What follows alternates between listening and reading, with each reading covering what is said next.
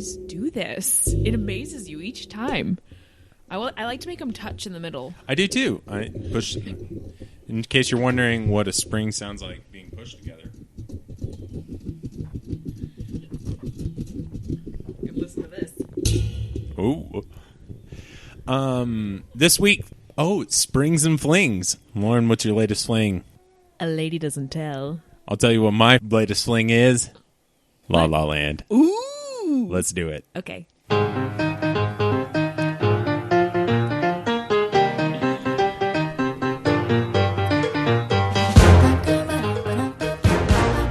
Welcome back, everyone, to another edition of Unhitched or Dad Trying.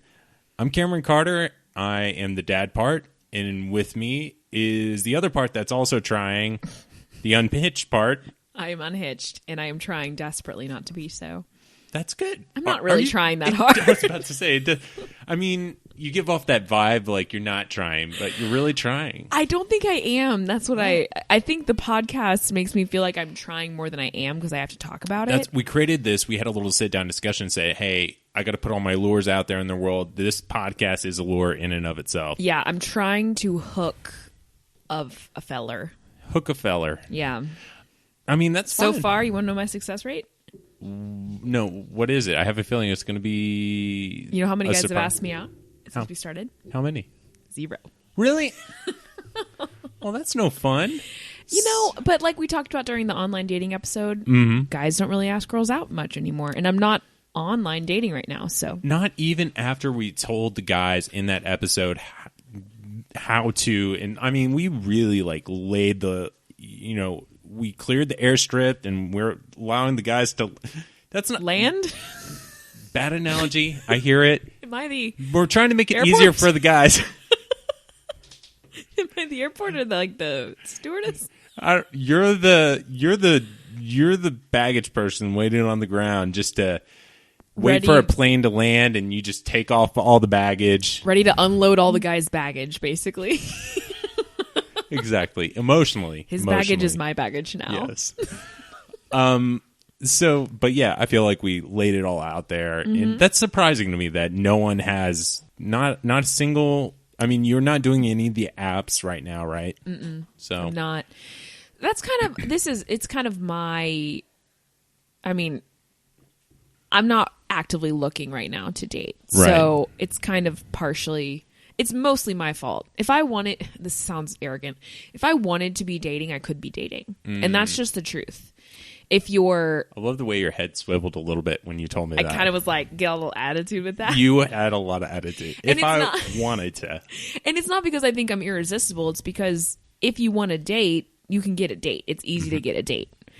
But the problem is I was getting a lot of dates that I didn't really want to be on. So then you start to be like, okay, I need a break from this. So, right. I mean, that's why it's like I'm actively choosing not to date right now. That's fine. Unless my perfect guy's listening and you want to come ask me out. Then go for it. Here it is. Rebaiting the hook right now. I am rebaiting that hook. All right. So how have you been? It's only been a couple of days, right? It has. I think before, can we introduce the music we just played first? Because I'm sure people are a little confused. Yeah, it's not our title. No. Brought to us, our normal title brought to you by Brett Landrum, previous guest. Yes. We're switching it up for the month of February. And we thought we would try something different. So February is a month of love. People just say that. I don't know why they say that. But, like February, it's, African American History Month. And then the month of love still, I don't know why that is. But it's also a month of movies. And I love movies. So do I. So welcome to I Love Movie Month. That's a great segue, Cameron. Way to mush those all together. Didn't feel very mushed, but in the best way, you mush them together in a positive way. I like it. Like a sentence. Yeah, like a sentence. With a subject and predicate. And a what? Predicate. Predicate? Predicate. Is that a thing? Subject and predicate. I don't remember what that is. Verb? This is why I said earlier, you need Grammarly. It's going to take care of all this. No, you told me I need Grammarly. For those of you who don't know out there, Grammarly is a great way to spell check your commas and grammar. Check it out. So you don't it's sound amazing. like an idiot on your podcast. Yeah, like you don't know what a predicate is. I'm sorry. What do you think a predicate is? I don't know. Like, I imagine like a... Amy just poked her head out with her finger in the air, just like rounded the corner.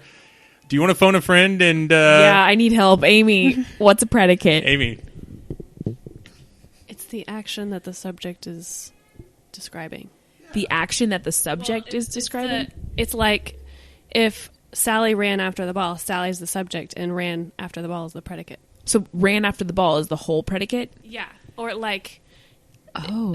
Like the subject can be bigger than just one word. It could be like Sally and her group of friends ran after the ball. So like the subject would be Sally and her group of friends, and the predicate would be...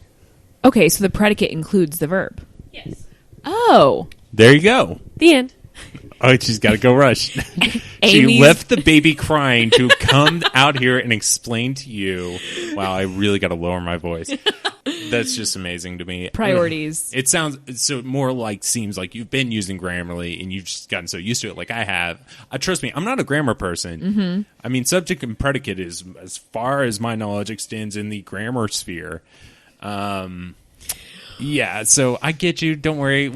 I don't feel bad about not knowing that. That's okay. It's a learning podcast. That's why we're here, listener. We're here for you to have these wonderful little driveway moments. You're welcome. Yes, you're welcome. If you feel led to donate, we're going to be doing the pledge drive next month. And we're going to open the Center for Adults Who Don't Know Grammar That Good. Yeah. Are these people ants? That's from a movie. I am an ant. I mean, oh, that's true. I think today is the first day that I started using the term Aunt Lauren. I know. It made me feel so good. You said, that's Aunt Lauren when you were holding Ellie, and it made me, like, smile really big. I know. I mean, I feel like I've referred to you as Aunt Lauren behind your back. Oh, that's a good way to talk behind my back. I don't mind that. Yeah, that's fine. I mean, what is talking behind people's backs? What is the context that you're like, your Aunt Lauren is such an idiot? Is it like that? Let's get back on track. The movie. We're doing I Love Movie Month. Yeah. I Love Movies Month. Or is it, I don't know if it's singular or plural. Amy. Plural. Plural. I Love Movies Month. Yes. We're doing things a little differently. Normally, each week we, as a single dude, single girl. You're a dude. I've called you dude maybe once or twice. This is why I'm not getting dates. Rumors are flying around. So, I mean, you're a single lady. I'm a married dude. Mm-hmm. And I also kind of, straddle in between with being a married dude as well. And so this month we're going to talk movies because it's Emmy month. It's, we have our Oscars and I mean, perfect time. We got a lot of good movies coming out. And we're going to revisit some old classics as well. Mm-hmm. And we're going to bring on a couple guests this month to talk about some of their favorite movies and how they like them. Whether they're single or married. I think most of them are single, but how you view a movie in in your phase in life versus where you are later. Because I'll tell you what, I've revisited movies as a single dude and then revisited them as a married dude, and I'm starting to watch them, even though I am a father, I don't always feel like a father, but kind of having that in mind, movies, you start to see them through a different lens. Mm-hmm. So that's what we're doing just for this month. We're going to try it out. I'm sure we're going to get feedback on it. Love it. Love that feedback. Really do. I honestly do. She is grinning teeth to teeth, chin to chin with her teeth. Chin to chin. No, cheek to cheek. She's got sideways smile. Got so many chins. People think I'm a phone book. What? Think you're a phone book? I messed up that joke. What's the joke? Like in book, like a lot of chins. Like if there's a bunch of people last name Chin. Chinese phone book. That's the joke. A Chinese phone book. Oh, man. Oh, gosh. Movie month. And as we've already mentioned at the beginning, you can probably guess what movie we saw this week. Mm-hmm. We went together. Amy came along. It wasn't just you and me. No. That didn't happen. Amy came along. it was a wonderful little movie. Mm-hmm. Yeah. But yeah, that's why the intro is different. So anyway, how was the rest of your week? We didn't even get into it. I know. I haven't been able to update people. The rest of my week was really good, actually. Started out rough, real rough, but it got really great. I just love my friends. You know, I feel like I'm surrounded by so many people that love me. Like, life is wonderful. Right. And I was reminded by daily how many people love me. And so it was a great week. I will say that I went to an Irish pub last night. Which one did you go to? Trinity Hall. Oh. The one in Mockingbird Station. Pretty busy part of Dallas. Mm-hmm. Mockingbird and 75. I didn't even know there was one over there. You mentioned it to me when we were trying to set up recording today, and I just assumed it was the Rustic. Oh, which no. is like a dance hall. That's like a Texas bar. Yeah. Yeah. I'm not a big fan of that. How authentic was this place? It was great. Like, I've been there before, and I really like it. I will say it's a little hard to find an Irish pub in Dallas that feels like you're really in an Irish pub. But this one, the decor they have, like the way that they've built the bar, it really does feel like an Irish pub. Like, and the way that they've kind of sectioned off tables and the way it's built just feels like a pub. It's bigger than an Irish pub because, as you know, Irish pubs are like very crowded, and and it was hot in there, which feels like a pub. And there was a band playing music, like Irish music. It was great. They played some of my favorite ones. So definitely not Mumford and Sons. No, not Mumford and Sons, because I mean, as we know, they're not Irish. Yeah. But they played like "Red Is the Rose," and I requested the Irish Rover, which is my favorite like peppy Irish bar tune. And I walked up and I had my money for the tip jar, and I was like, "Excuse me, can you play the Irish Rover?" And the guy looked at me, and he looked like so proud of me that I knew an Irish song that wasn't, you know, like a class, like one of the like "Dirty Old Town," which is a really common Dublin bar song. And like "Whiskey in the Jar," that's another really well-known one. That's the only one I can think of right now. You'd be surprised. You probably know more than you realize. And there's the Galway Girl. Galway Girl. Yeah. So I think he was probably glad I didn't request that, but he was like, "Yeah, I can play the Irish Rover for you," which is actually a song about a shipwreck. It's actually a pretty depressing song. Everybody dies. Well, all their songs are pretty depressing. That's true. They just sound so upbeat. They're like playing with the fiddle and the banjo going, and it's literally a song about a ship crashing and everybody dying. Wow. Well, that's just it. I mean, anytime they sing these old songs, it's kind of like, hey, we're over it. These happened so long ago. Like, hey, we're looking at this through a good lens now. That's how I feel about every single one of their songs. Right. That's great. I've never been to that bar. I definitely want to go. Was it just packed with Irish people? No, I don't think anyone was Irish in there. Really? I think I was the most Irish in there just because I've lived there. So will also, one of the cool things, they passed out a book that had songs to the Irish music in there. So they would start out. So it was like church. Kind of. It was like a hymnal. But it was fun because there was even a part where it would say like 4 claps. So you'd hear the whole audience being like, and like clapping along at the right time. It was fun. I had not a single drop to drink, and I was dancing around like a goon. My friends were laughing at me, but I was happy. That's great. Have you ever been? Dallas has, to my knowledge, only one Irish pub, and that's the Dubliner. Oh yeah, on Greenville. I like that one. If you I go do too. If you go there on a weekday, I've only been there twice, but if you go there on a weekday, Irish people. Which I think is really funny that Irish people actually would be. It's like if this is Arrested Development like joke here, but like it's like if I went to Britain and I ate at Fat Amy's, which is the American, it's an American food joint, but like I didn't expect them to be in there. And like I came in there and they were like immediately took notice of me. I'm like, look at this fat effa.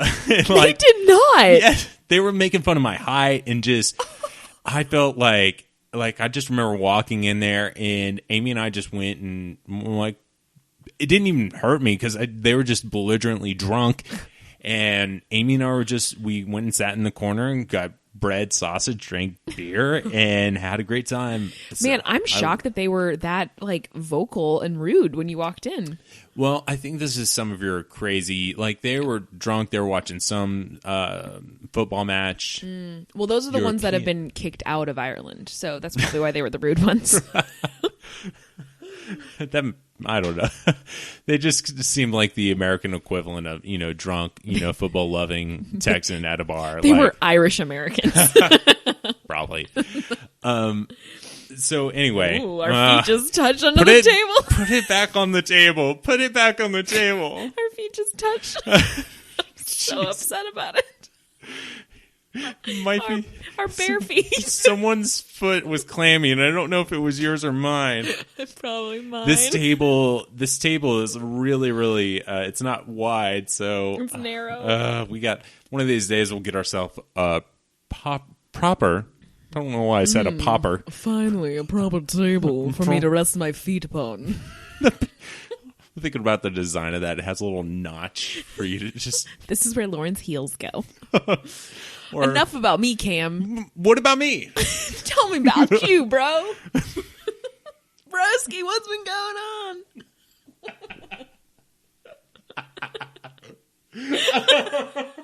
Oh no. I don't know what to do with that energy. I'm so hyper. You got into a thing right now. Let's do it. We're doing one of our daytime podcasts, and they're so much better than our nighttime weekday. We're working our 9-hour days coming and doing this. So much better. You didn't even mention one of the best things that happened to you this week. What? Your job. Oh, yeah. I got like a promotion. Yeah. Which was great. Full-time, no more contract labor. I know. That's I'm awesome. pumped. I'm excited. But anyway, let's talk about me now. Who cares about enough your about me. stupid Lauren, job? Yuck. Cameron. Yay. I did nothing. It was a nothing week for me. I mean, it's kind of sad, but the best part, not that it shouldn't be sad. The best part of our week was going and seeing La La Land with you on Friday. That was really fun. We were looking forward to that. So the rest of the week was just come home and, take care of Ellie, hang out. We didn't even see another human outside of work. I didn't see another human this week. I saw you Tuesday. Am I the only one? You're pretty much the only one. Oh. Didn't even see my church group this week. So I'm just, I don't know. You're sick of me, pretty much. No. It's just it's like for us, any human contact is great. We'll even take Lauren. We've just had a very indoorsy week, which when I first met Amy was not shy of introducing herself as indoorsy. And I prided myself on being the outdoorsy. I'm going to go jog, I'm going to go out, I'm going to go take a little weekend hike. Kind of a-hole type person. And since then, Amy's brought me over to the little darker side of life. Literally, because you're indoors. Shaded. And I really do enjoy it. So I'm a little in-betweeny now. You're an in-betweeny weenie. Ain't no weenie. I'm sorry. I promise you I would never call you that again. In-betweeny weenie. That's what all weenies are. So not much to report from me. Okay. Good. You like that one, I didn't really you? liked that. We really need to stop pausing for laughter. I know, but we just keep laughing at ourselves. Well, maybe we should leave it. One of these days I'm going to go back and add a laugh track to all of this. I think that's a great idea. Barely can keep that in. Sorry, I'm an improv. I'm a yes and You're person a yes now. So I have this. You and I have this thing where I'll text you an idea about the podcast or about anything, and you're just immediately yes. You're very much like me in this, in that you're so. I want to say yes. I hate turning people down. Yeah, and so it's I'm a yes. I will let my yeses be yes. But you got to give me 5 minutes to think about what I just said, because I'm an external processor. And so immediately I just want to say yes. And I'm like, oh, wait, no. Then you start to really think about it. No, hey, and always. Actually, that doesn't work. No. Yeah. Which is not good when you're, for you, especially when your schedule's booked solid. And for me at work, I have this problem more at work where I want to say yes to everyone. And sometimes you literally just can't. So You can't. I'm working on that. That's one of my New Year's resolutions. that's true. Mm-hmm. We're going to slowly get out all your New Year's resolutions. That's fine. I'll probably slowly tell you guys all my New Year's You have resolutions. 3, right? So I have 3. We're at 2 of them. One was the Get fit. Get fit. But I didn't tell you guys what my specific fitness goals were. Oh, One is I want to go to a rock climbing place and climb to the top of the highest wall. That's one fitness goal. And then the other one is I want to surf on a fiberglass surfboard. Fiberglass surfboard. Or whatever it's made out Why of. fiberglass? Well, just because the last time I surfed, I was on a foam board. Because it's like there were the longer ones, which is... So when it's a long board. So, well, you didn't know this, and I try to hide this past. I went to A&M Galveston my first year in college. I always forget that. And so, I was a surfer dude. Me and Dick, every weekend in Houston, we would go down to Galveston. If the weather was good, we would go surfing. Dang! That should be an episode later. Oh my gosh, the end of the year, when I've become more fit, let's do it. I'm down. I'll be a little more fit too. Hey! I actually like this idea. I really Stay do. tuned, y'all. Well, the other idea, and we're thinking about doing a month, or really I was, of just a theme. And I was thinking about maybe pushing this back to the summer and us doing summer fun. Something stupid like that. We wouldn't call it summer fun. I promise you I wouldn't do that. Oh, thank goodness. But I think we should take a couple episodes where we do summery things. I like that. I mean, we do seasonally and holiday-ish stuff. Let's make one surfing. I totally agree. I miss it sometimes. Surfing is it's just so freeing. I love it. But I want to do it where I'm actually set up for success rather than the last time where I wasn't really that physically fit doing it. So I couldn't really do it as well as I wanted to. I get that. So, yeah, I've gotten way out of shape since I sold both my boards, and it's been a while. You sold both your boards and you bought a car, you sell out. Literally selling out your things. Yeah. You're the man now. Feel like it. Yeah. Man, 19-year-old Cam would hate 29-year-old Cam. I just imagine 19-year-old Cam with like the dirty A&M hat looking at you being like, bro, who have you become, man? What happened to your Billabong shirts? Yeah.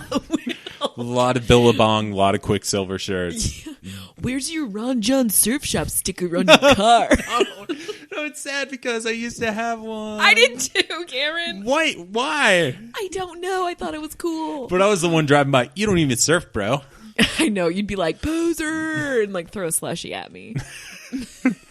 I would throw one of those Eskimo Joe things. That was another popular sticker / T-shirt. Eskimo Joe's Oklahoma. Wait, it's Stillwater, Oklahoma. I don't know. Because that's the place to go. There's like 3 shirts here in this part of the country that people are obsessed with, and it's the Ron Johns, it's the Eskimo Joes, and the third one is this Tyler tennis thing. I was gonna say Tyler. I don't even know what that is. Yeah. Sounds stupid.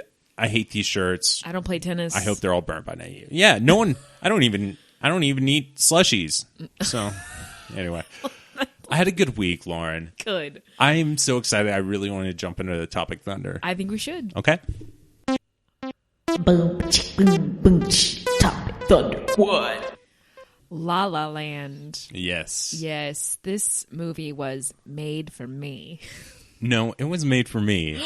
Let's agree to disagree. I think I'm going to win this week. Okay, maybe not. Maybe yes.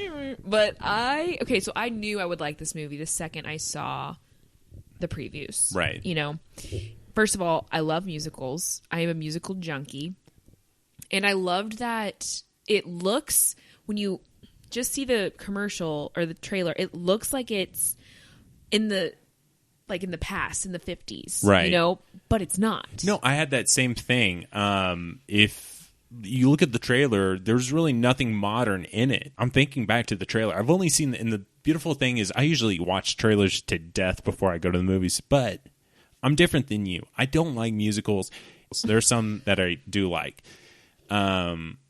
But for this one, nothing modern in it. Not even the cars. You don't even see the cars. So naturally, I thought it was like 30s and 40s. Yeah.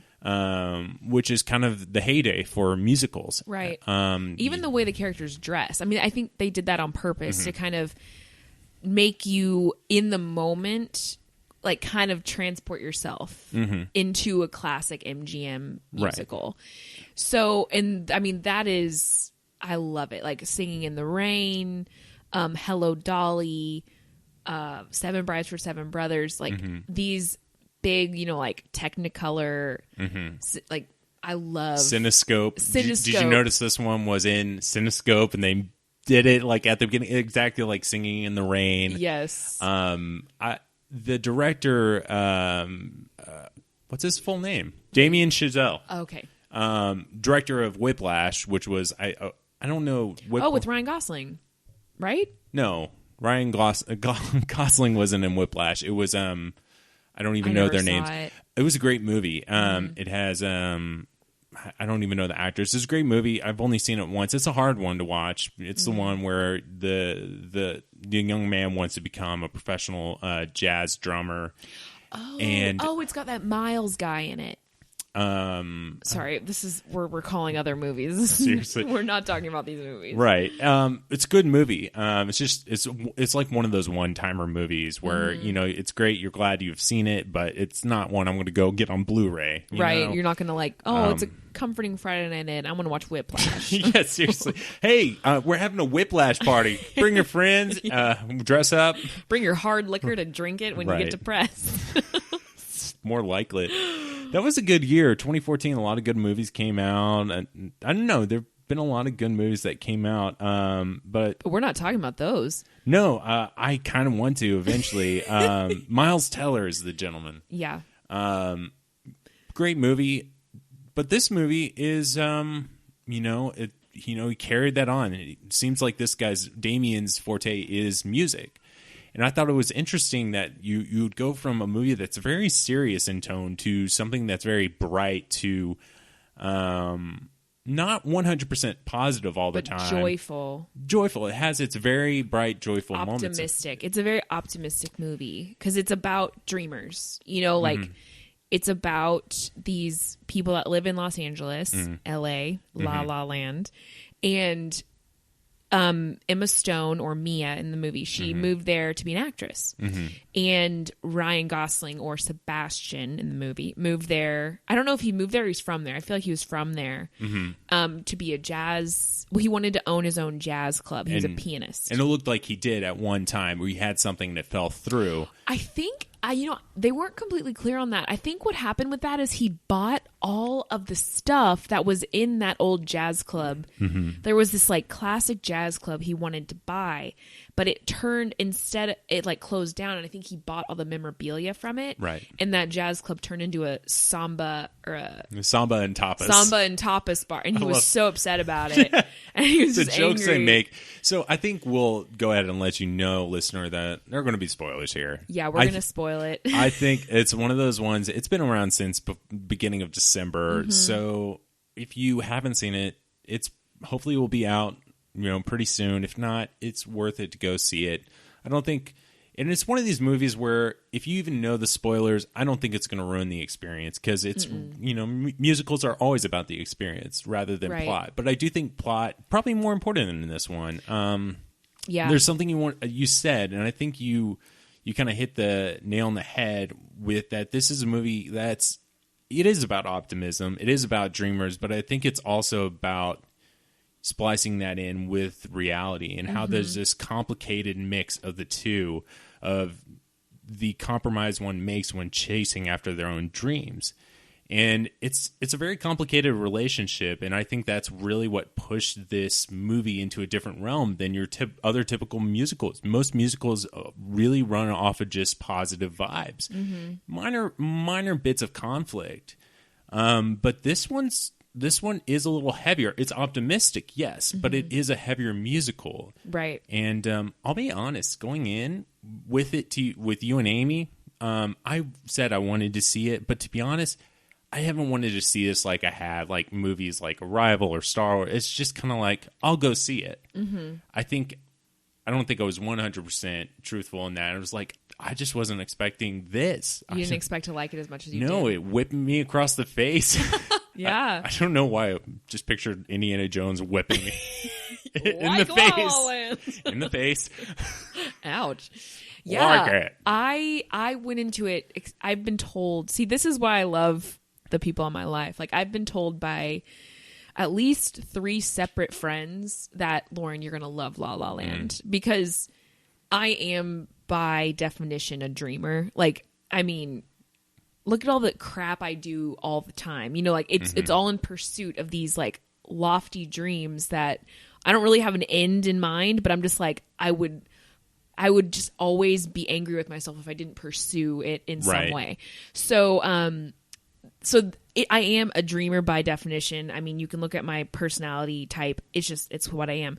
And so I really like the first scene in the movie when it's traffic jam and everyone just gets out and starts dancing. First of all, that was incredible. When you looked down, so you had the cars in front of you that everyone was dancing on the cars, but you looked down and there were people dancing on the cars for like 300 yards. Yes. So it was on a, what do you call that? An overpass. And I looked into it.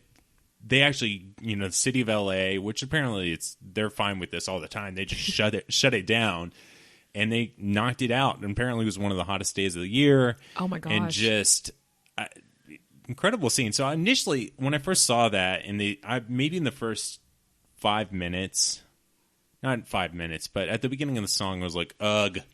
It's going to be one of these positive type movies, but I was into it. It got me into it because they're doing things that I wasn't expecting. It's like they really were on an overpass. I thought it was just a movie set. Yeah.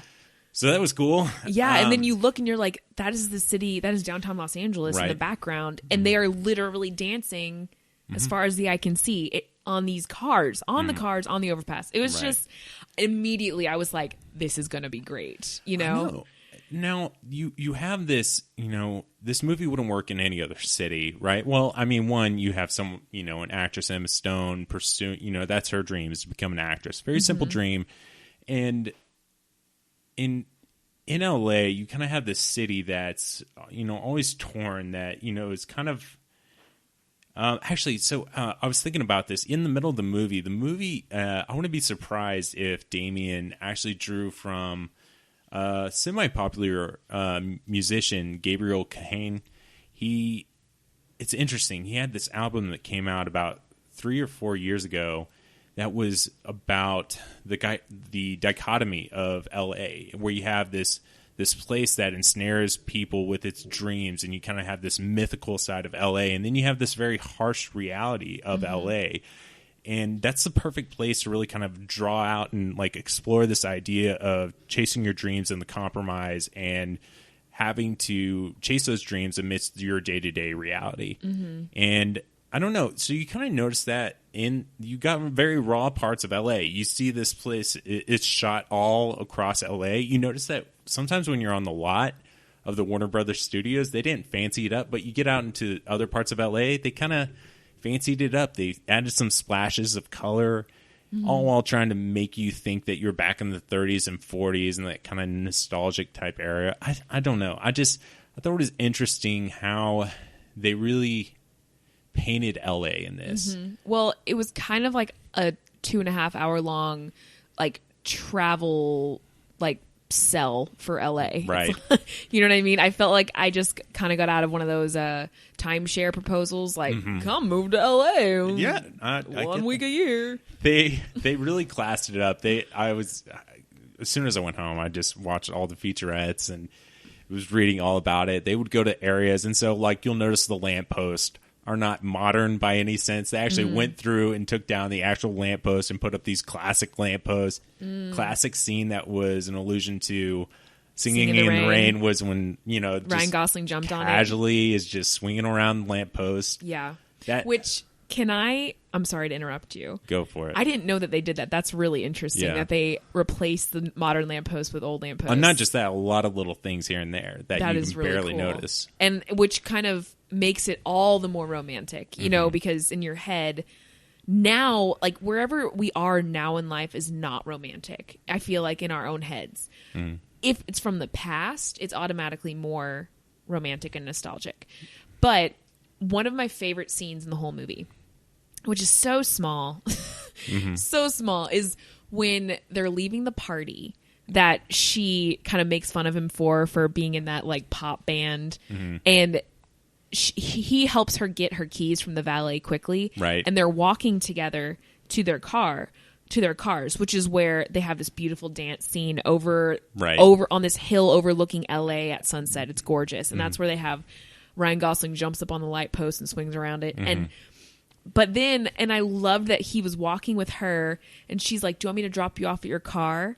And he goes, no, that's okay. I'm just parked up there. And then you see him, she drives away. You see him turn around and walk right back to his car, which was parked right in front of the valet stand. So he walked with her that whole way for no reason. I literally heard you eating that up in the movie theater. You're 2 seats over and I just hear this. Guys, Lauren seriously goes, oh. I was like, oh gosh, blah. You didn't have to walk all that way. And me, my little feminine heart was just like beaten out of its chest. I was like, I love you, Ryan. Well, but that was great. I think one of the things that this movie, as much as I hate to say it, it takes you back. So when you get married and you fall in love, you go through all this, you're in it. In reality, kind of has to, they talk about the honeymoon phase. I mean, sure, things become a little more real. You need to, get through life and you have your dreams and aspirations in life that do come up. And so sometimes the honeymoon phase for Amy and I, it's still around, but we come in and out of it more because real things happen to us, having a baby, moving to a city and then moving right back and then, being in very hard jobs and things like that. So life kind of, pokes into that, that bubble of happiness, that bubble of that honeymoon bubble. Right. And so, but there was one scene that made me remember this one thing that I had just forgotten. And I've seen many movies where people just kind of sit next to each other and their hands slowly start to creep over and then they hold hands. And it's the cheesiest things. And I hate that I'm actually talking about it. Like, I feel like I'm going to punch in my man card. But honestly, I completely forgot about the first time Amy and I held hands and what that was like. And I just remember we were in a car and it was very subtle. And I just remember that happening and just the feeling of just everything's okay. Aww. This is so perfect. And I love that scene. I was eating it up. And I love that we all knew from the previews we could tell. But I think that they got into the relationship very quickly. And I think that was very key that they're in the relationship. And so I guess maybe about, almost halfway through, I was like, okay, they're in a relationship and okay, when's the complication going to occur? Because that's where I am with any chick flick or any musical, things like that. Like, what's going to happen? Is there going to be infidelity? Is there going to be something like... And it really didn't develop how I thought it would. It was very real. It was. The conflict, like I said, was dreams and aspirations. Ryan was going through this problem where he couldn't really pursue his jazz career 100%, but all the while he's being selfless and completely supporting her and her dreams. All the while letting her kind of taste the world that he's in and just like, I don't know. He did a great job of showing her some of his world and she was eating it up, but all through that, while she had buy-in, he was just talk about self-sacrifice for her. He made it to where she could ultimately do her one-woman play, and she poured herself out into it. And, there's a very sad moment. Yeah.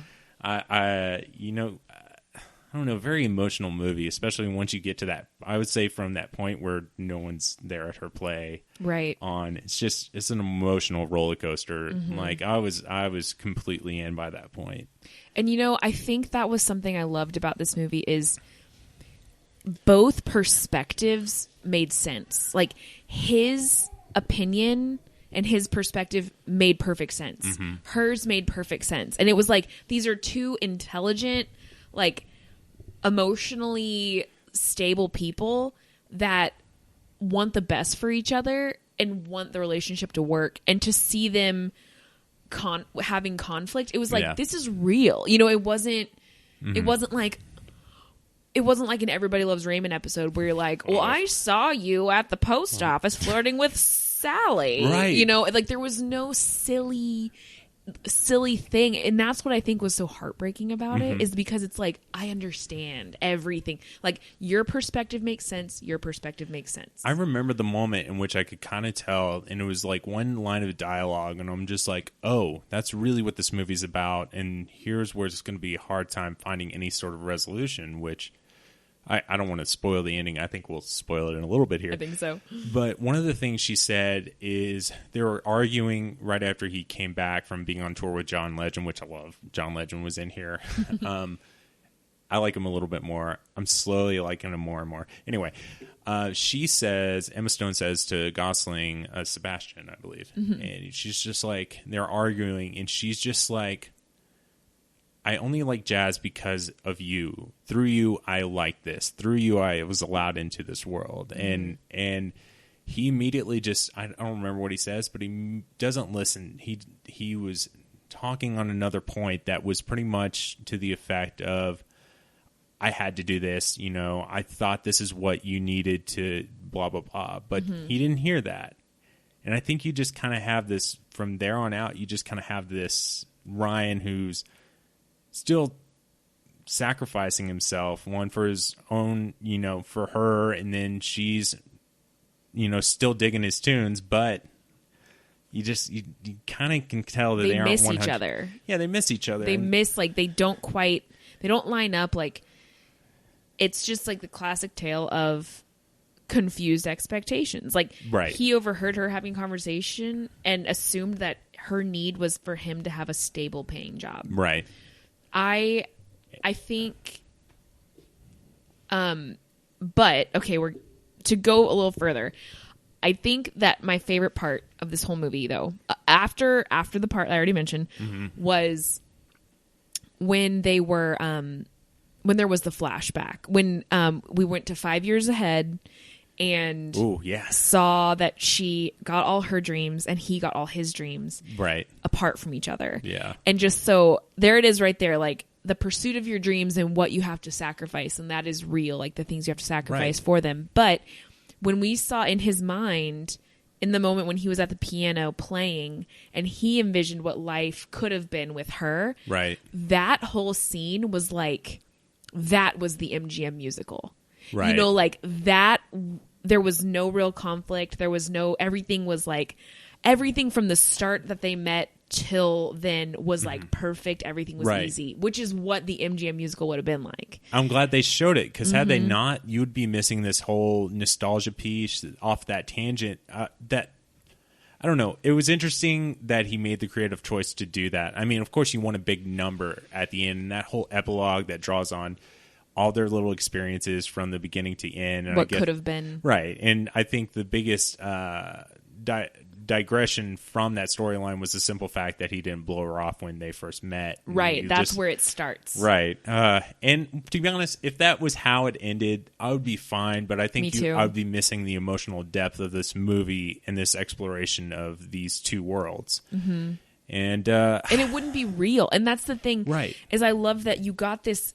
It's almost like this whole thing was like dream life and reality, the movie.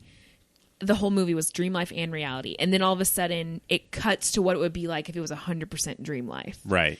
And then it like ended and you're like, but it's not. Like it's still crappy and sad and hard. And like I wouldn't say it's crappy. Well, no, but like crappy to feel that, like loss of that relationship. And like when they're sitting there and they're looking at each other before and they're like, I'm always going to love you. And and he's like, I'm always going to love you. And you see that it's true, you know, like without her, he wouldn't have refocused his dreams to find his dream again. Without him, she would never have written that one-act play or one-woman play, which would have allowed her to be seen by that casting director. So it's like they needed each other, but they couldn't be with each other to finish those dreams. Right. And that's why it's a movie about self-sacrifice that is very unusual take on self-sacrifice in that. I mean, I thought that was cool. I have way more respect for Ryan Gosling, who apparently, fun facts time, Ryan Gosling learned the piano in 4 months. He, practiced 4 hours every day with an instructor, and they got him to learn all these songs, got him to learn how to play jazz piano. That's incredible. And of course, the music was incredible. And then, of course, set design, visuals, which I love this take that the director had is the beginning of the movie was very colorful. You'll notice towards the end, maybe even when she goes home and it doesn't work out for her after that play, she goes back to the suburbs. No color. Towards the end, even when she comes back, it's, she's wearing like black and white. It's not blue dress or like yellow, dress. Blah, blah, blah. It's towards the end, you just kind of have these different tones. And so I love the coloring of the movie, especially towards the end, and that it didn't, of course, in the epilogue and the big musical. It's super bright and colorful. And that's right. I actually know what the songs are called now. Because you looked it up. Well, I've been listening. Oh, I love it. Did you buy the soundtrack? Not Spotify. Oh. But I was looking for it on vinyl, which it's near impossible to find on vinyl right now. Wow. It's... Can I ask a controversial question? What did you think of their voices, their singing voices? You notice that they weren't hitting any high notes. They weren't really strained on voices. I think Ryan Gosling, he chose this classic Hollywood couple, or that was reminiscent of classic Hollywood couples like Gene Kelly and what's her name from Debbie Reynolds. Debbie Reynolds, which I didn't realize she passed away recently. She did. So they're kind of like that, but singing ability, Emma Stone has it. Ryan Gosling doesn't really. He's very raw. Interesting. I would say the other way around. Really? Well, actually, I would say neither of them have it. That's what I would say. They really don't. They can do it. Yeah. But it's an interesting choice for a musical to get two people where that's not their forte. Sing.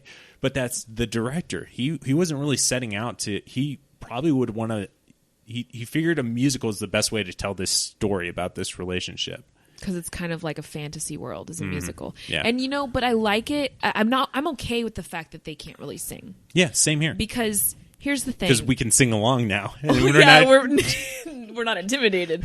But also because neither of them were pursuing a career in singing. If Emma Stone was like, I have a dream of being a recording artist, but she can't sing, then we'd be like, oh, that's bull. And he wasn't a singer. He was a piano player.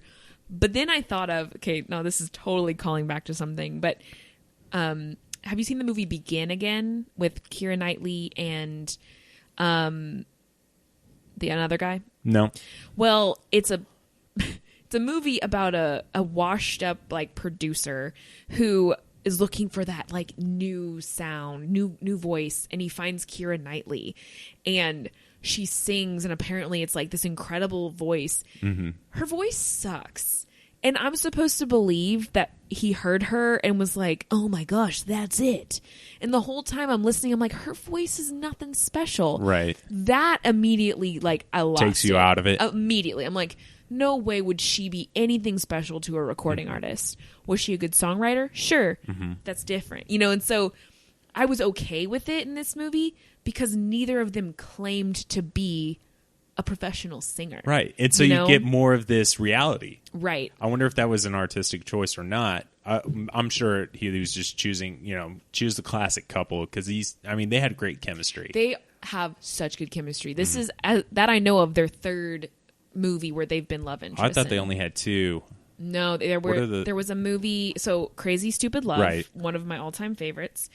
And there's another movie that I'll look up right now because I can't remember what it is. While you're looking that up, I noticed something that I haven't really noticed about me and Gosling.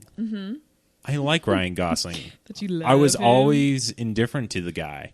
But I think this year has really kind of brought me around on him. I love Drive. Drive is one of my favorite movies of all time. It's in my top 20. Really? Very quiet movie. It's great. If you haven't seen Drive, go see it. It's visually stunning. It's a very beautiful movie. Great action. A little gory in certain parts, but it's so good. Okay. Great soundtrack, too. And then this past year when he was in The Nice Guys with Russell Crowe, that was hilarious. I haven't seen that. That was another great movie. Very violent. It's definitely not a family movie. Wasn't it a comedy? It was a comedy, but it's violent. It's one of these movies that uses violence in a very funny way, and it kind of brushes over some very harsh violence. Like it used violence very interestingly. I don't know. You have to see it, and you'll kind of understand what I'm saying here, and that I guess certain people would just see it and be like, "Oh goodness!" But if if you get over the hump of violence and how it pushes the story further. It's a great movie. Okay. I think I'm only used to it because of what's his name, Kill Bill and Quentin Tarantino movies. Tarantino. I love Ryan Gosling. No surprise there. I am a female. I think one of my favorite movies of his is Crazy Stupid Love because he plays such a dick. Like he really does. He is so unlikable in the beginning. Yeah. And you're just like, you're kind of looking at him, you're like, ugh, this guy. And you're just like, wah. And then as the movie progresses, you end up like loving him. So, which by the way, the third movie that they starred in together was Gangster Squad.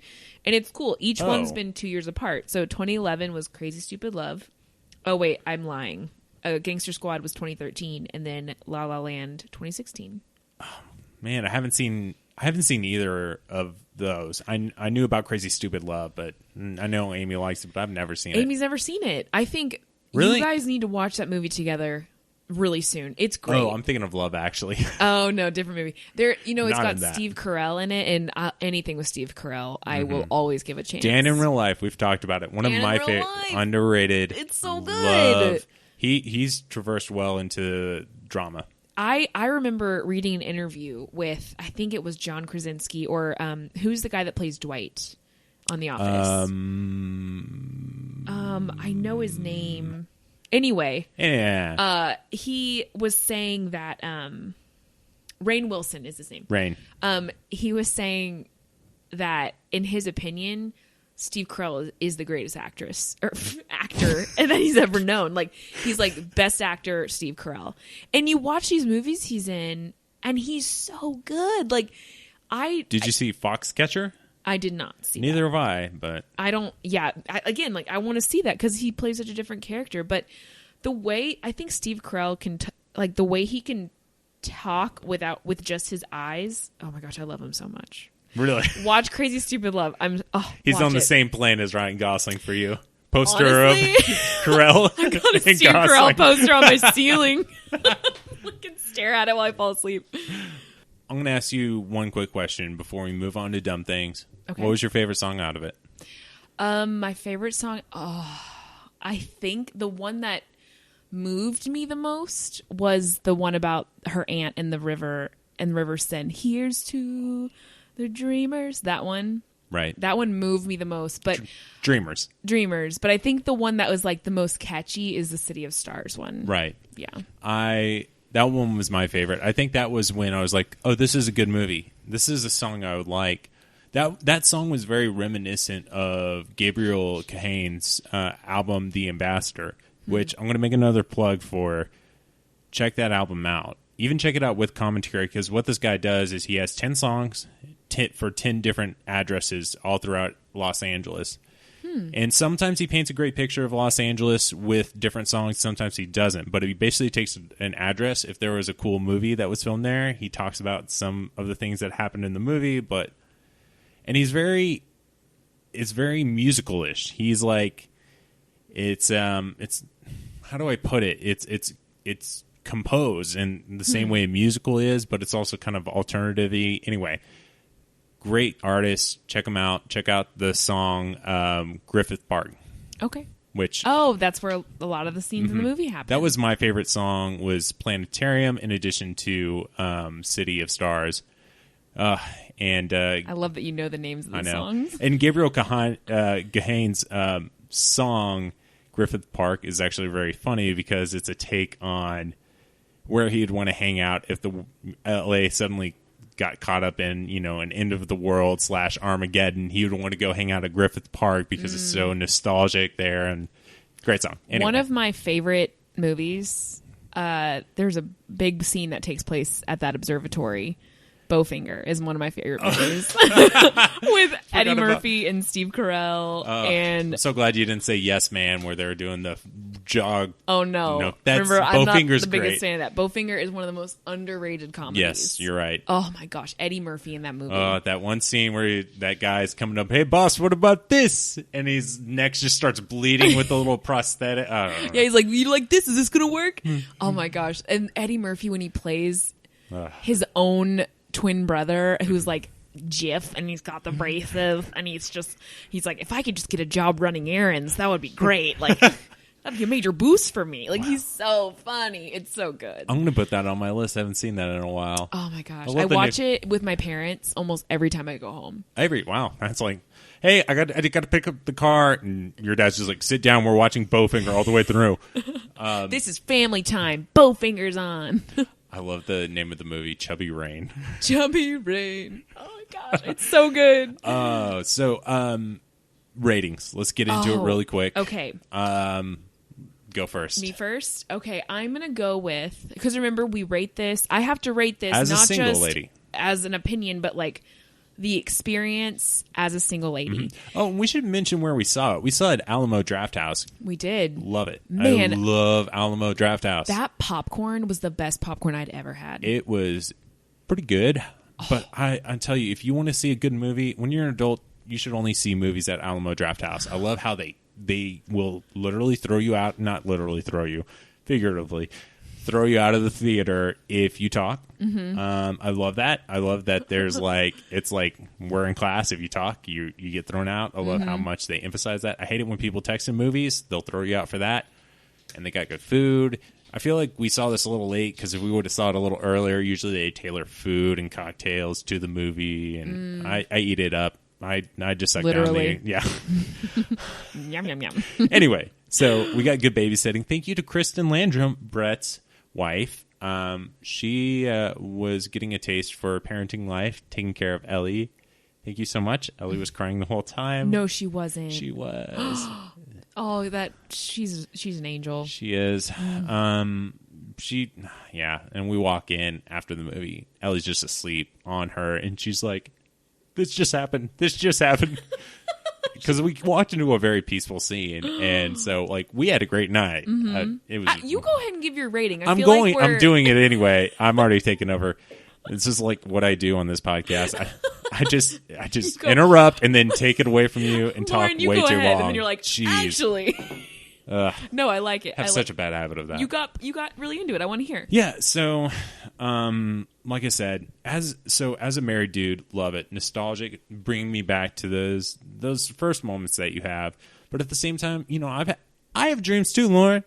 Like there are things I want to do. I don't want to open a jazz club. I want to open a coffee shop one day. I want to, Amy and I still want to maybe one day go out and travel, do things, and maybe our coffee shop wouldn't even be where we're at right now. Who knows? Anyway, there are dreams, and then there's reality. This movie is very real. I didn't think it was going to be very real. I'm glad it ended the way it did. It was very emotional. It's very gripping, especially in that song when the Dreamer song, her performance in that. I mean, I'm sure, was she nominated for Best Actress? I'm not sure. I can look that up while you give your Gosling was. I think I wouldn't be surprised if she wins it. I don't know if Gosling will, but still, I just love the charm of it all. As a father, this is a great movie that I could watch with Ellie. It was very clean. Mm-hmm. She is nominated. Oh, good. Mm-hmm. And I love the movie. I think it's great for whoever you are, wherever you are at in life, because we all have dreams, and then we always feel the bite of reality. 10 out of 10. 10 out of 10. 10 out. I love this movie that much. Wow. And but from the perspective as a father. As a father, I mean, this is a good dose of reality. I think every father should be living their life and out in front of the daughter, being very real with their daughter. There are things that children need shielding from and introduction to at the proper time. This movie was kind of, you were shielded from some stuff. Like, it was extremely clean and wholesome. Not sexual at all, which is great. There was like 3 kisses. That's it. Yeah. The true things Spoiler, we need to 3 kisses. shield our children from this day. All these, so much kissing. Let's see what Focus on the Family rates this. 3 kisses, too many. I actually really do want to look that up. That game, my parents never did the Focus on the Family, check the ratings. My parents don't even know what that is. It's interesting. It's a helpful tool, but I don't use it anymore. You just said tool butt. Tool butt.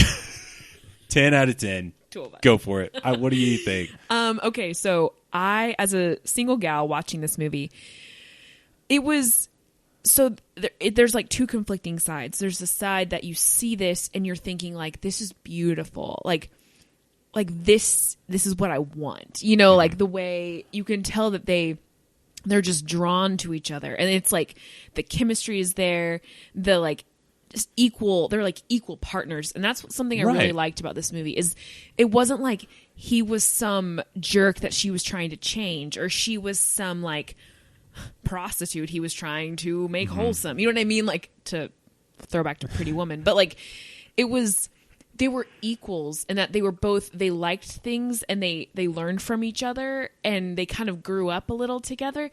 So it seemed like a healthy relationship. And I think that's what made it all the more appealing watching it, because you're like, these are 2 people that genuinely enjoy each other's company. Right. It's not like a, oh my gosh, what's he up to this time? You know, it was just like, oh, like, I get to see him. I'm so excited. I get to see her. I'm so excited. And it's like the affection was equal. I was worried. I'm sorry to interrupt, but I was worried for a second there because, you know, he does his little ling on the horn thing, and is it going to do this every time? Probably. I was worried that would just die off. And you don't really see that. Maybe something happened. You don't know what happens in the 5 years. They kind of leave that to the imagination. But I'm glad the movie didn't spend time on that, because it's been done so much in cinema. Just you go through a montage and you see people grow apart, and like, but that never happened in the movie. It was just constantly like, I like her, I like him, I like her, constant. Go. And it was like their affection wasn't some flimsy, like, however the wind turns kind of affection, which I feel like a lot of romantic movies are. You know, like, I saw him on the corner talking to another woman, and next time I see him, I'm going to be curt and cold, and suddenly I'm not interested anymore. The Ray Romano effect, if you will. We are dissing the show. That's fine. No, but like, push it into the ground. when I think of other, you know, maybe early 2000s rom-coms, it's very much like the affection is very shallow. And so that was something watching this.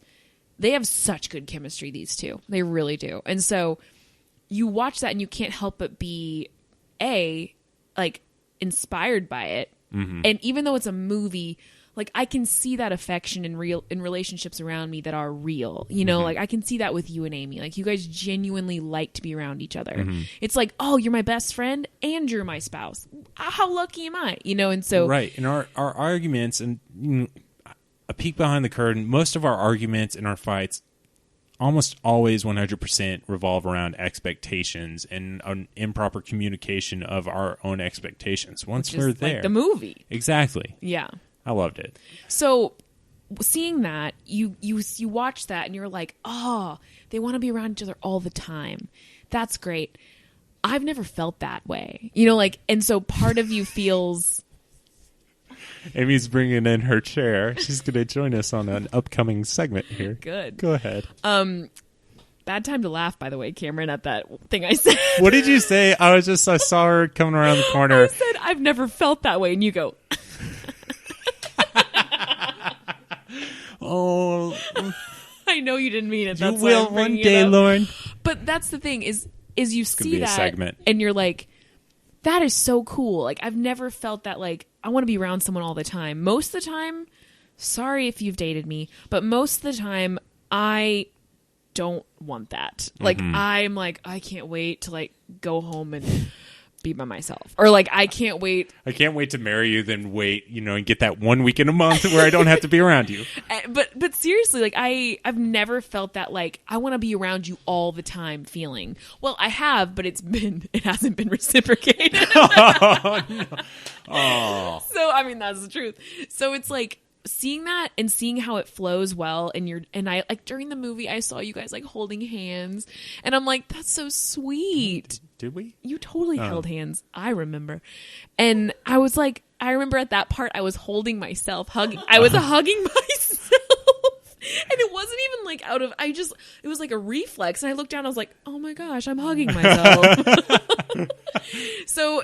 With all that, it's one of your own self-love languages. Is I was self-hugs. like, I love me. Me loves me too, So I would say all that combined, like, because there's a very real like ache there, but also like a hope. You know what I mean? So it's like, right. My story is not yet written in that way, so it leaves a lot to be discovered. But I think you can dream in that way, and I think single people should be encouraged to dream recklessly like that. And I think that for most women out there in the single category, well, not most, I would say certain ones, mainly in your position, should have your expectations high, should be allowed to dream in terms of that stuff, because I think no one ever wants to settle for anything. Right. And so I think... And, that's kind of a turnoff for me for some of these movies, and it's like, blah, blah. It's just all about, getting caught in your own la-la land. But I think it's okay to live in a la-la land. I lived in a la-la land when I was single. And like you're dreaming about the future, like what could be. Is that what you mean? Right. And then you suddenly find yourselves kind of living it out, especially at the beginning.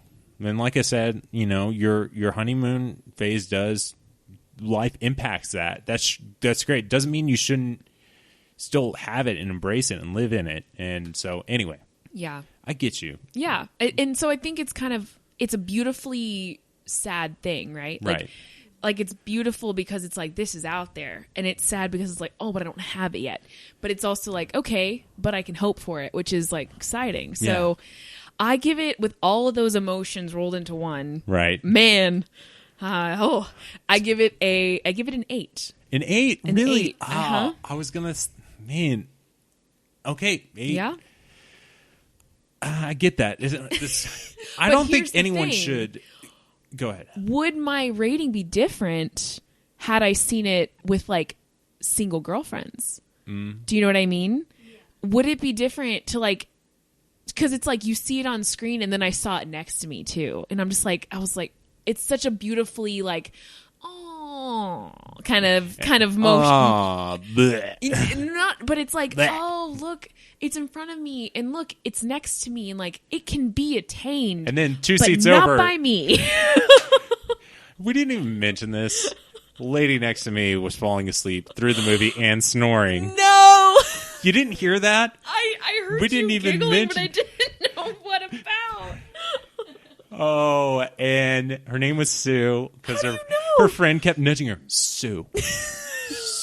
She had a wine glass in front of her full and just kept dozing off in the movie. Any slow part and then any exciting part or her friend nudging her, she would just be like, I was like, this is funny, but I'm also really mad at her. I'm like, you're missing out so bad. I don't know if you had a rough, long day.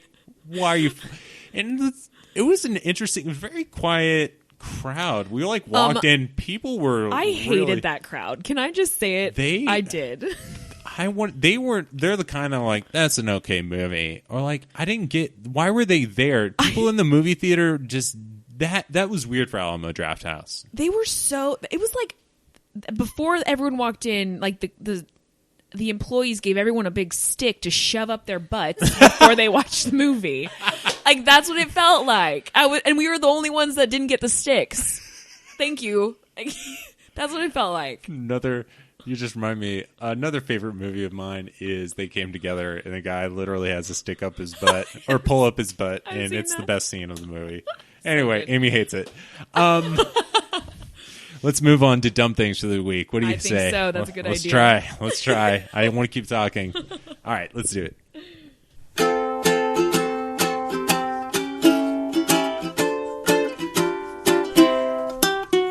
Dumb things. Dumb things time. As always, I usually like to let you start us out with dumb thing. I think we should naturally let ladies first on this. Age before beauty. I mean, Fine. you're older than me. Okay.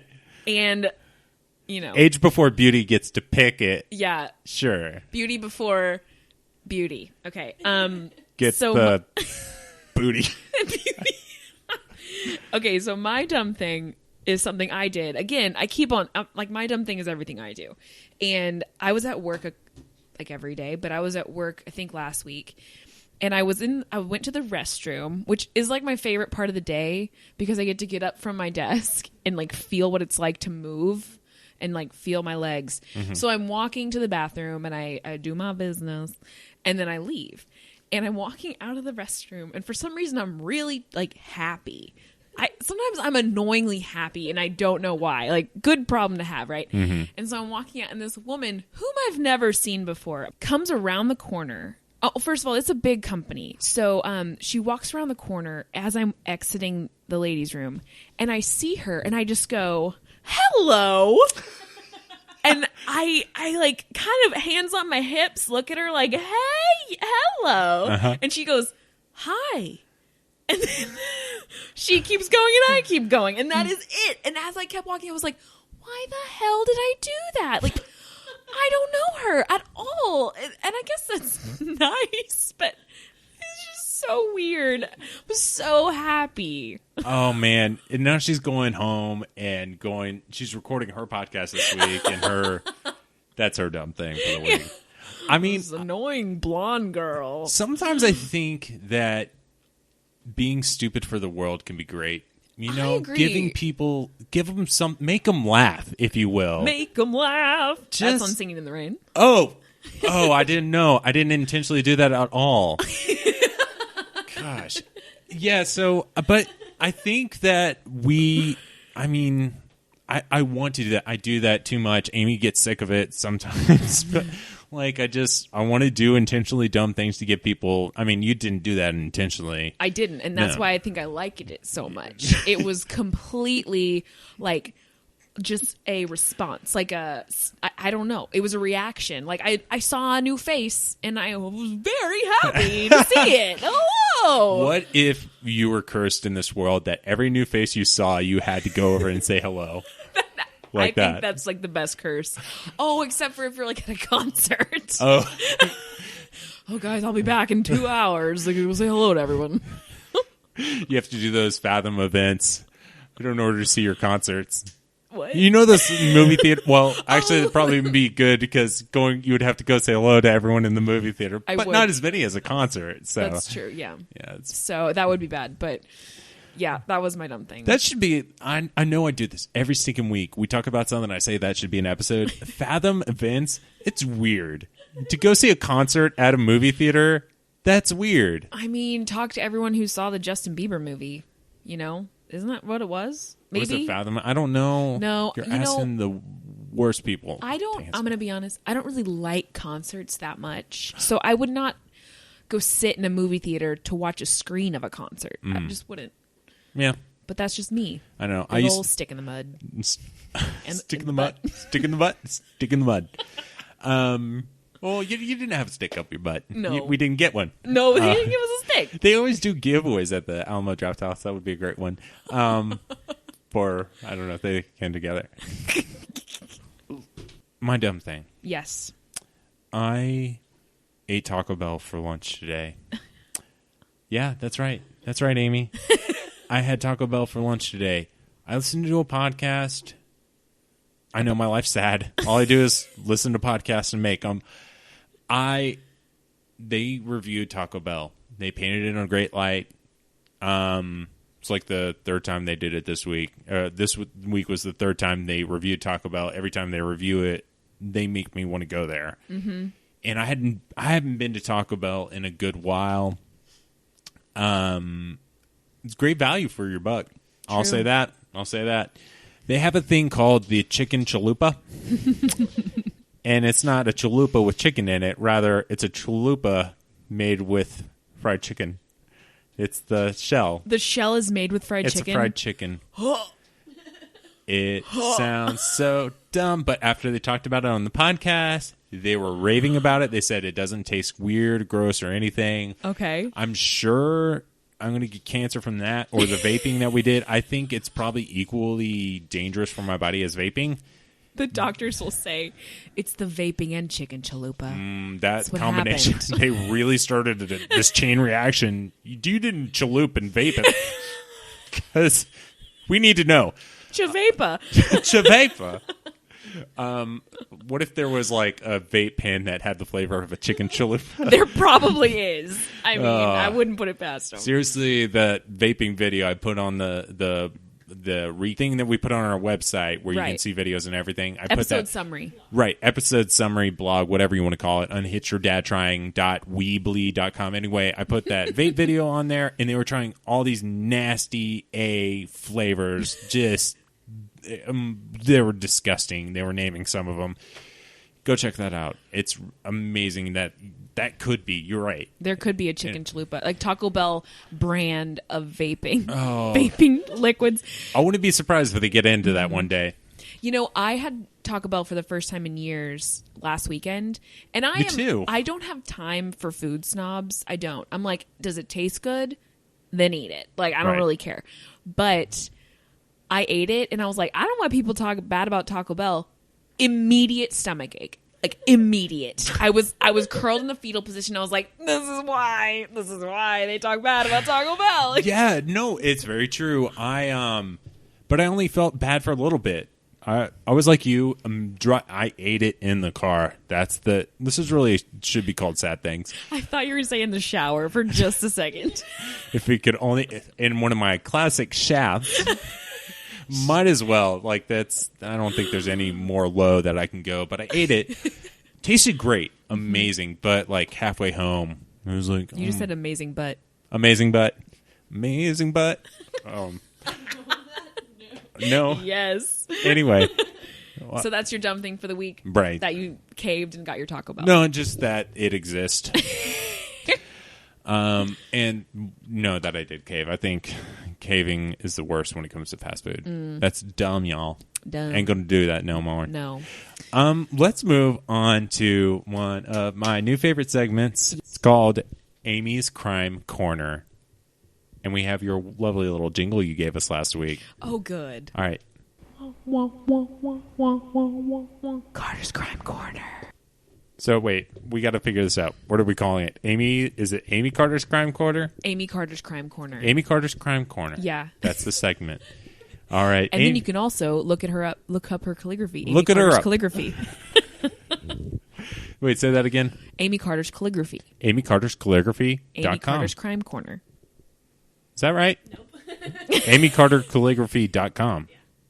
There we go. AmyCarterCalligraphy.com. She does great stuff, y'all. I'm proud of her. Aww. That really is like, I don't know why the way I said it sounded grating. It's legit. It's honest. It was sweet. I thought it was sweet. Oh, yeah. good. You yawned? Odd. Oh. Oh, boring, supportive husband. We're going to let Amy take it away. Okay. Like I said, this has nothing to do with being single or being a father, but it's trendy. We like it. Yeah. Everyone liked And it. the people have spoken and We've they gotten like it. Very good response. We have. So if you don't like it, let us know, and I'll let Amy know directly. Okay? So, Amy, you have a goodie for us, right? Don't you? Yeah. It's very geographically relevant. Ooh. It is Dallas's own serial killer, the Eyeball Killer. What? Yeah. I'm really excited about this because it just occurred to me to do this a few minutes ago, and I went on Wikipedia. Classic. And took some notes. So credit to Wikipedia. Spell that so everyone knows what that website is. Just kidding. Okay. So Charles Albright is from Lubbock, I believe, or Abilene, maybe. It doesn't matter. But he was an orphan. He was adopted by the Albrights. And Well, can I ask you, is this a current day thing? Okay. No. Okay. This was from like 20 or 30 years ago. So I think this happened in 1990. So Okay. that's almost 30 years ago. Oh my gosh. But it's like kind of recent. too recent for my taste, but I Right? cannot believe it was that long ago. But it happened in like Oak Cliff, so it's fine. Don't worry about it. Okay. I was in Allen at the time, Yeah, 2 years old. It's really far away. Okay, so Charles Albright is like, or he was, or is, he's still alive. He is a psychopath and highly intelligent, skipped like several grades, and his mother helped him skip several grades and like advanced him quickly through school. So like that's a good thing to socially isolate your child from a young age. Right. Yeah, I think that. It's a good thing. And this is his adopted mother, right? Yeah, his adopted mother did this. And then, so he like, by the time he's a teenager, he's like a petty thief. And by 13, he's been arrested for aggravated assault. 13? Yeah. He like, Oh my gosh. yeah, he, from a very young age, like this is inborn in him. Oh. But somehow he had a gun by the time he was a teenager, and his mother helped him to taxidermy animals because that was apparently his interest. So again, mom, really taking care of your kid, Red encouraging, yeah, right? Killing small animals, major red flag. Yeah. And this, yeah. So he ends up going to jail a few times for stealing, goes to college, somehow gets into college. That's a mystery to me. But he's pre-med in college and then got expelled for stealing. He has this problem with He's a sticky fingers, klepto. it seems. yeah. Kleptomaniac, psychopath. Yeah. And that's the thing about psychopaths. They think that they can get away with anything. Mm-hmm. And he was also extremely intelligent. So, Charles. People like this just make me so scared to be alive in the world. Well, yeah, and you know, like the interest in taxidermy, going pre-med, he's kind of a creepy, wants to cut things kind of dude. Yeah.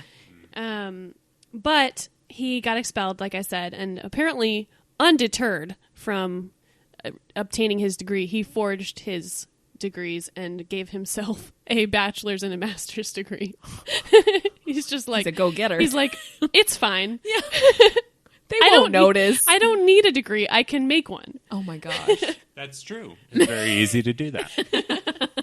So also, he, after leaving college, he marries his college girlfriend, which is like, Even he has a girlfriend. that's what I'm thinking. Like, this is a real winner that you've chosen. He's like in and out of jail for stealing. He's really into taxidermy. He fails out or is expelled from school. And you're like, this is the one. I'm bringing What him a home to rebel. Dad. Yeah. Bad boy. So they're married. They have a daughter. They're living in Dallas, I believe in Oak Cliff. And he's still like in and out of jail for various like assaults and stealing, theft related charges.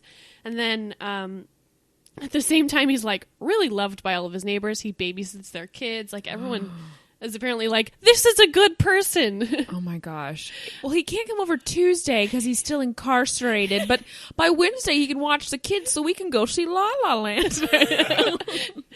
Yeah. Yeah. Amazing choices made by everyone all around. But it's around this time that he starts killing prostitutes. Prostitutes. And so there are 3 women. I want to say their names because it's because they matter. Mary Lou Pratt, Susan Peterson, and Shirley Williams are all found shot and their eyes removed surgically. Oh my gosh. And so he is charged with all 3 murders, but only convicted of 1. How is that possible with the same, like... I don't know. Only one of the... I don't know. I only read Wikipedia. That is really nuts to me. Wow. Why? Okay. But I love that we did La La Land and we're now here. I know. 2 polar opposite topics. I just like that his childhood dream of taxidermy and cutting out eyes and replacing eyes. And It was like obvious. he realized that dream. You know, he's a dreamer. There you go. Way to tie it back. We hate his dream. Speaking of though. not settling, he was successful in getting married and having a daughter. So Oh gosh. never settle. Never settle, Lauren. Thanks, guys. You just remind me. If I bring someone to meet you guys who's really into taxidermy, replay this episode for me, okay? It's just a red flag. I know that decent people do it, but it just doesn't seem right. Well, I feel like if you get into it because you're like, I'm a hunter. And so this is like a byproduct of my actual hobby. But if like my hobby is actually taxidermy, I'm going to kill this so that I can taxidermy it. See, that's weird. If it's like, I'm going to kill this deer for meat, oh, look what I can do now. Taxidermy. Or you're like, that raccoon's already dead on the ground. I don't want to bury it. I would Might really as well. like a raccoon perched on my bookshelf. Or you could have it sit in a little tiny lazy boy like those commercials. Perfect. I don't know why I don't know this accent. Anyway, we'll go see Manchester by the Sea. I don't know. What are things? Anyway. That's the end. He was convicted of one murder, and he now lives in a psych ward in Lubbock. Wow. Best Another place reason to keep crazy. Stay out of Lubbock. Seriously. Thanks, Jeez. Amy. You're the best. She has to run and get baby. She's literally running right now. But yeah, that's Amy in our Amy Carter's Crime Corner. Amy Carter's Crime Corner. Well, that comes to the end of it for us this week. Lauren, do you have anything going on in your life? How was improv this week? Improv was great. Yeah? Loving it. Yes, and all over the place. Yes, anding all things in life. Uh-huh. Kind of seems like it for you. I know. Shut up, Lauren. Say You should no. not be taking improv. The like internal conflict I have that my New Year's resolution is saying no more, but I'm an improv, which is telling me to say yes and Heck! help. Anyway. Well, that's good. Yeah. Good little improv update. So next week we're going to be back with I Love Movie Month. Mm-hmm. We're going to have a special guest, and you'll have to stick around. Listen next week to our episode to find out what movie we're going to tackle. Speaking of tackle, we're going to go tackle ourselves into some Super Bowl fun. That's right. It's Sunday. It's time for Super Bowl. I don't even know who's playing. The Wait, Atlanta the Pats Falcons. and Ravens. Yeah. I Nope, know. not the Ravens. The Falcons. Some bird. Another kind of bird. Anyway. Yes. So that about does it for this week of Unhitched or Dad Trying. As always, if you want to write in, if you just have questions in general for us or specifically have a question for our Hard Time segment, you can write us in at unhitchedordadtrying@gmail.com. We're going to do a little recap online, a little summary blog of today's episode. You can check that out at unhitchedordadtrying.weebly.com. Lauren, did you tweet this week? What's that Twitter update? I haven't, but I'm going to. I promise. You can read my tweets from 2 years ago at Neatos Tweetos, Neatos, TWEETOS, and you can find me on Instagram at Neataroni. Let's do it together. Neateroni. Good job, Cam. Thank you all. And as always, you can find me in all the internet doors. What is it, Cam? Camcoder 2010. Perfect. So we'll see you here next week on another edition of Unhitched or Dad Trying. I can't wait. All right. Bye. Bye-bye. Bye.